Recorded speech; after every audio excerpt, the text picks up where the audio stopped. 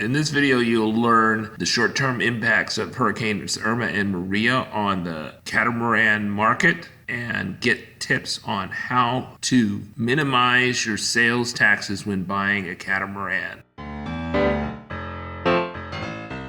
Specialize in used boats. I do sell a number of new boats every year, but you have to just take each one, separately, because they change the price sheets like they change the wind. So, but in the used boat market, I founded and I ran the Moorings Yacht Brokerage for 10 years. And I took data from many, many hundreds of boats that they sold new and then used. And so I took the new price and then I compared that to what they got 5 years later, because they sell most of them in the 5th year or the early 6th year.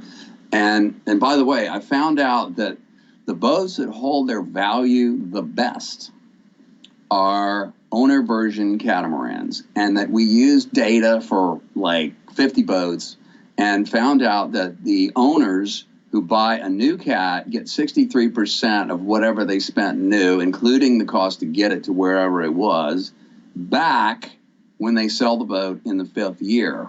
Okay, they held their value the best, so the depreciation on those was the least. The worst were monohulls under 40 feet, and those things depreciate like a rock thrown off of a building. And some of those owners only got 40% back when they sold it in the 5th year.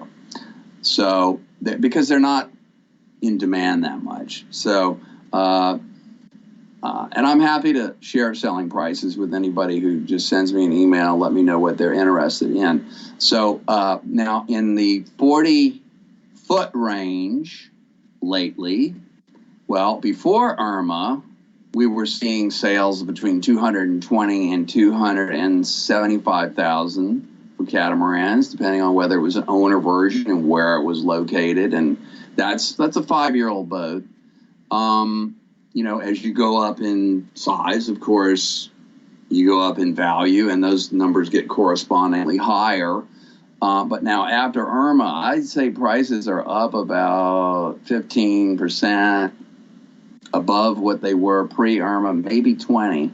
Depends on whether it's the owner version or charter version. It's probably going to settle down in about 6 months or a year. So whatever I say today isn't going to hold water then, and it's November of 2017 right now. And so if you're talking about a 45-foot boat, before Irma, we were seeing 450s sell like crazy at between 300 and the lowest I saw was at 333,000 US, and they would go up in the low 400s. Nowadays, they'll sell at 500. I mean, if they're in decent shape and the engine hours are low enough.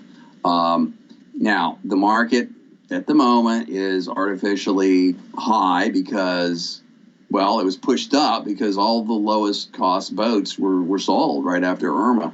And the charter companies are desperate for boats to fulfill their charter obligations this winter. So they've been coming in there just buying everything they could.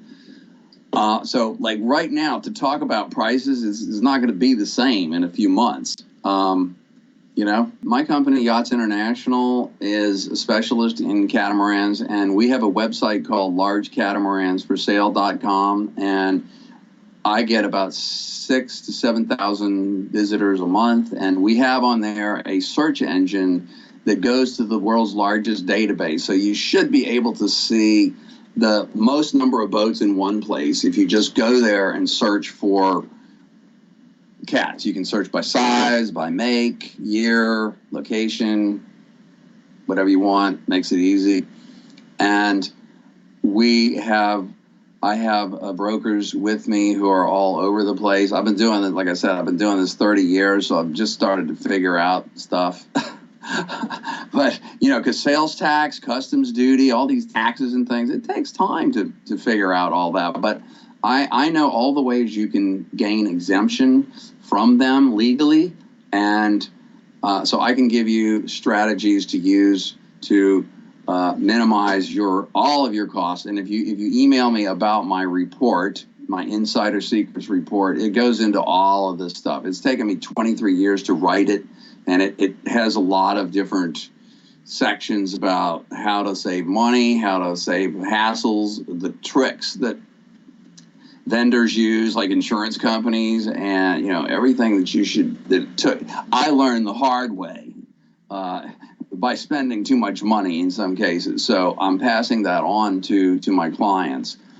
And my sailing school is called Castle Harbor Boating School. It's founded in 1949 here in Miami, and we have courses here that are certified by ASA, that's American Sailing Association. So, for example, one reason to get certified by ASA is if you don't have a lot of comparable experience, you may have trouble getting insurance coverage. But if you come to a school and get certified through the level to which you are getting a boat, like it's Catamaran, there's about 4 levels you need to go through to get to, and you can sometimes do this in a week if you really study ahead and you go on one of our combination liveaboard courses.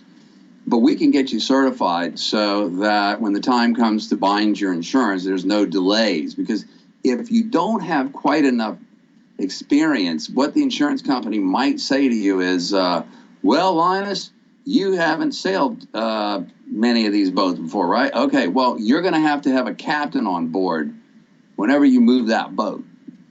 And that's not very convenient because captains aren't cheap and they aren't always available when you want to move your boat. And so you want to try and get some experience beforehand, which would include certification by ASA, and U.S. Sailing also has a comparable certification course that you can do. I think ASA schools are more prevalent, and they're all over the place, so you don't have to come to my school. There's probably one near you if you're in the U.S., and we just happen to be one of the favorite places for people to come in the winter because we can sail year-round here in Miami's Biscayne Bay. Located in Florida, you can legally avoid sales taxes 3 different ways. Number one is you can get a 90-day cruising permit here. It's $15 to get it, and then you can extend that after 90 days for another $450. You can get a 90-day extension. There's another way you can use, which is called the 20-day removal. And what that means is that if you take the boat to a registered repair facility, which is like just anybody that's a contractor that pays sales tax because they want to make sure you're paying sales tax on something and not just sitting around enjoying the boat, you can keep the boat in Florida actually indefinitely as long as you're having work done to the boat and you're paying sales tax on that work, because of course the state wants tax.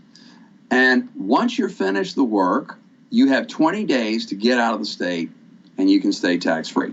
There's another way to be exempt called the 10-day exemption, and that's you just buy the boat and then you have 10 days to get out of town, and then you're tax-free. There's also another way that very few brokers know about, and since I've been doing this 30 years, I found out about this. The state's not going to tell you about this. They don't want you to know about it, but it's this little loophole that I found in the tax code. And what it says is if you buy a boat outside of Florida, which could mean right outside the 12-mile limit, which we often do, it's called an offshore closing, and you take the boat to another U.S. taxing jurisdiction, which could be St. Thomas, Puerto Rico, or another U.S. state. Now, the Bahamas is not in the U.S., so that doesn't qualify. But if you stay there for 6 months and you can prove it, that is, you have dock receipts, or you could even use a receipt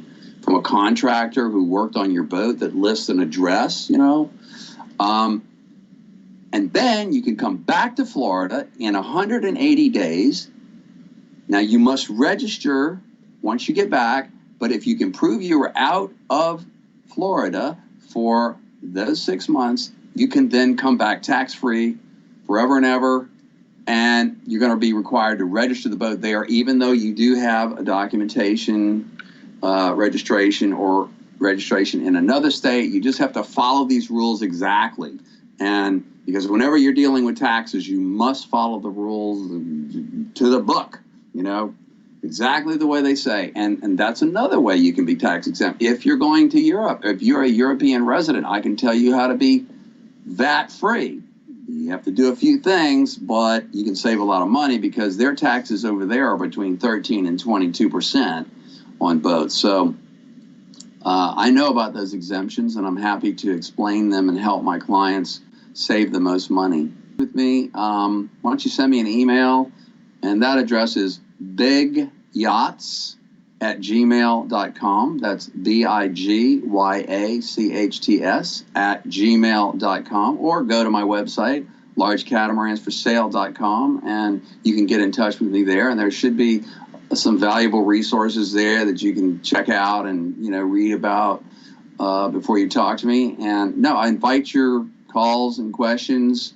I'm here to help people, and I love doing it. I've been doing it a long time, and it's fun, Subscribe to Slow Boat Sailing so you can see more of our round-the-world sailing trip and see more videos about buying a catamaran with Gary Fretz.